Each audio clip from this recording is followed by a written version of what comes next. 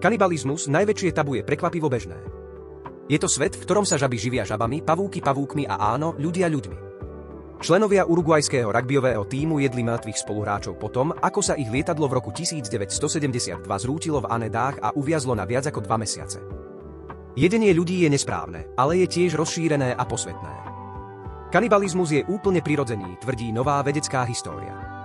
Ale najnovšia kniha Billa Schuta Cannibalism a Perfectly Natural History odhaľuje, že z vedeckého hľadiska existuje predvídateľný výpočet, kedy sa ľudia a zvieratá stávajú kanibalmi. A do sveta kanibalizmu sa ponorilo oveľa viac ľudí a zvierat, ako by ste si možno predstavovali. Ako sa kanibalizmus stal tabu? Krátka história prekvapivo bežnej tendencie medzi zvieratami, vrátane dávnych ľudí. Švédsky vedec obhajuje jedenie ľudí v boji proti klimatickým zmenám. Švédsky vedec zaoberajúci sa správaním sa domnieva, že kanibalizmus mŕtvol bude nevyhnutný v dôsledku klimatických zmien. Kontroverznú prezentáciu predniesol pre švédsku televíziu počas konferencie Budúcnosť potravín v Štokholme.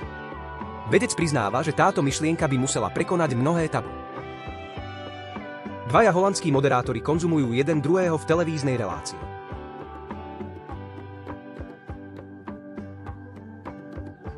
Skutočný Drakula plakal krvavé slzy, zistila štúdia.